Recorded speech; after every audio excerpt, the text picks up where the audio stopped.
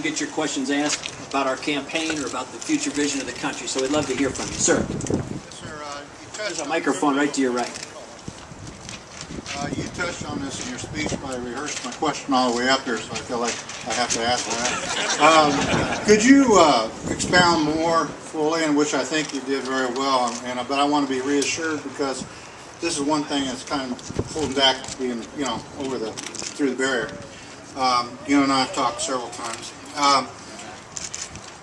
Could you explain how you would go about to recommend a Supreme Court judge? Kind of be specific about it. Like, would you recommend more of a Scalia type, or would it be more a Sandra O'Connor? Okay, thank you. Well, gentlemen, thank you for coming, and thanks for your question. As with all these issues, I think the Republican candidates for president are going to roll through town, and they're going to say, look, I'm for cutting taxes, I'm for reducing spending, I'm for school choice and reform and accountability, I'm for market-based health care reforms, I'm pro-life, I'm pro-traditional marriage, I'm for appointing conservative judges, I'm for being tough on terrorism and the like. So the words of the various candidates are going to sound similar. Now, there'll be some differences, but I think the real question for the people of Iowa and the people of America are not who says the words, but who actually gets it done. Who has the record to back these things up? So on this and many other things, I've actually done it as an executive, as a leader in government. I appointed members to the Minnesota Supreme Court, and I'm really proud of them. I appointed strict constructionists. I wanted to make sure that the people that I put on the court respected this fact, that they should interpret and apply the law as written and not substitute or insert their personal views or political views. And if the law is unclear, they should have the humility to be able to say, you know what? This is unclear. It should be clarified by the legislature, the governor, or the president, not take it into their own hands and write the law on the back of a napkin.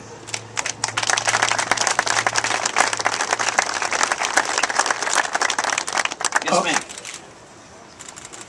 Oh, sorry. We'll get to you next. Sorry, I didn't see you standing up. Hello, I'm Norma Donaghy from Clive, and you may be able to tell I'm a legal immigrant to this country. And when I came over here, I had to sign all kinds of papers saying that I was not going to commit a crime, and that should I do so or become dependent upon the state, I could be deported.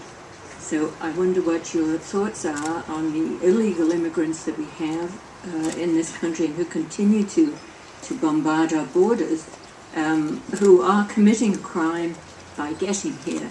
So there are millions of people outside America who are trying to come here legally so that they can be registered. They're just as eager to work and make themselves part of our American life. I just wonder what your feelings are.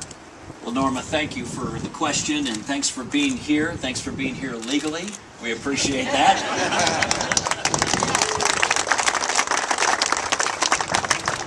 But on these issues, it's important to start with first principles. We're a nation that has one of its cornerstone principles, its founding principles, the rule of law. And so we need to make sure that our culture and our society more broadly respects that principle. And if you have large segments of our population ignoring or violating or violating or ignoring the law and shoving it aside, it not only represents legal violations, but it begins to corrode the culture. You can't have a country that says the rule of law is so important, a paramount principle, and then have people flagrantly violating the law. And if you don't think this is important, go back to New York City pre-Rudy Giuliani. And as you all know from your own life and that experience and many others, if the rule is anything goes, pretty soon it does. And so we need to make sure that we have the law observed and respected and enforced. Now, as it relates to immigration, let's start with the positive. And the positive is this is a great nation, and we have benefited greatly from immigration, but it needs to be legal and reasonable and orderly.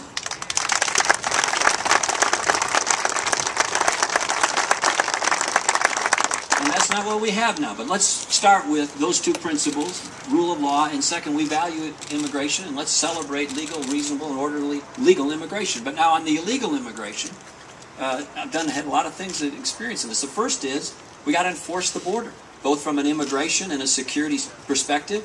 When President Bush asked the governors to volunteer people to go to the border, National Guard troops, Minnesota volunteered, and under my direction, we sent troops to the Arizona border as part of Operation Jumpstart to help reinforce the border until they could get more people and more equipment down there, and it worked. So number one, enforce the border. Number two, we need a better system to check and verify whether people are here legally or not, and it needs to be quick and accurate and fair and reasonable and not burdensome on employers. So I issued an executive order in Minnesota that said if you want to do business with the state, or you're a subcontractor who wants to do business with the state, you got to use this system called E-Verify. It's not perfect, but it's getting better, and it's a more accurate system than what we have in this old paper-based system. And then I also wanted the visa expiration dates on driver's licenses. So we have a lot of folks who come legally, and then for one reason or another overstay their legal status. And it's hard to discern once they mix in. So I proposed during the campaign to put the visa expiration dates right on driver's licenses. And the legislature refused to do it, so I issued an executive order, and we got it done administratively. And I think Minnesota is one of the first, and still to this day, one of the only states in the country to have that. So those are some thoughts, but know that I have participated in these issues as a leader, not just with words, but deeds. And we've made good progress in Minnesota and helped the national effort as well. Yes, sir.